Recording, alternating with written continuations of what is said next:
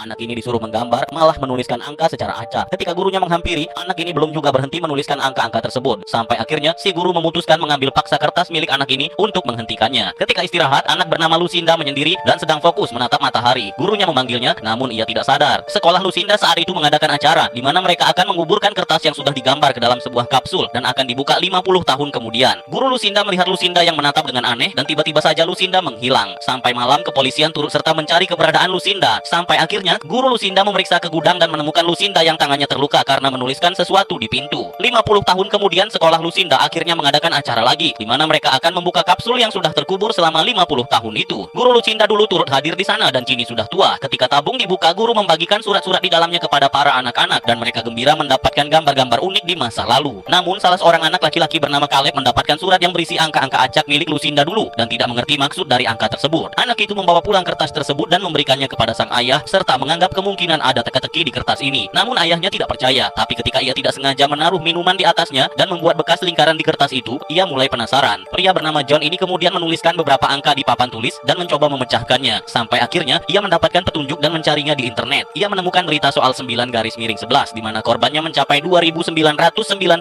sama seperti angka di kertas itu. Karena tidak yakin, John kembali menuliskan angka-angka lain dan mencarinya di internet di mana ia menemukan peristiwa-peristiwa seperti pesawat jatuh dan jumlah korbannya yang sama persis seperti di kertas itu. Semua angka di kertas ini menunjukkan peristiwa-peristiwa bencana yang terjadi selama beberapa tahun ini. John yang adalah seorang dosen di EMIT kemudian menunjukkan hal ini kepada rekan sesama dosennya. Tapi tentu saja teman John menganggap itu hanyalah sebuah kebetulan, perbuatan orang iseng. John tentu saja tidak terima karena dianggap gila dan memutuskan mencoba menemui guru tempat Caleb bersekolah saat acara perayaan 50 tahun sekolah itu kemarin. John menanyakan soal Lucinda yang adalah muridnya dulu dan guru itu menceritakan masa lalu di mana Lucinda ditemukan mencakar pintu gudang sekolah ketika menghilang. John sendiri mulai mencari keberadaan alamat Lucinda. Sementara itu, anaknya Caleb sendirian bermain di halaman sampai seorang pria asing datang kepadanya seperti membisikkan sesuatu kepada Caleb dan memberikannya sebuah batu hitam. Ketika John sedang mencari soal Lucinda, ia dikagetkan oleh seorang perempuan yang ternyata adalah adiknya. John memiliki hubungan yang buruk dengan orang tuanya dan semenjak menikah tidak mau lagi bertemu kedua orang tuanya yang adalah pendeta. Grace, adiknya, mencoba membujuknya, namun jawaban John masih sama. Malam itu John yang begadang mencoba menonton TV yang menyiarkan berita-berita tentang musibah yang terjadi di beberapa tempat. Sampai esok siangnya, John terbangun dan lupa menjemput anaknya yang sudah pulang. Saat di perjalanan, John terjebak macet menuju sekolah anaknya. John yang tidak sengaja melihat angka lokasi saat ini, segera memeriksa kertas milik Lucinda itu. John baru sadar, angka-angka yang tidak dilingkarinya sebelumnya adalah lokasi kejadian bencana-bencana tersebut. John keluar untuk memeriksa dan ternyata sedang terjadi sebuah kecelakaan yang sedang dibereskan polisi. Sampai tiba-tiba sebuah pesawat terbang miring dan terjatuh tidak jauh dari lokasi John berada. John mendekat ke lokasi dan melihat hal-hal mengerikan di mana orang-orang terjebak dalam kobaran api. Ketika pulang, Grace dan Caleb melihat keadaan John yang berantakan. Ketika John melihat angka korban dari pesawat itu, jumlahnya sama persis dengan yang tertulis di kertas milik Lucinda.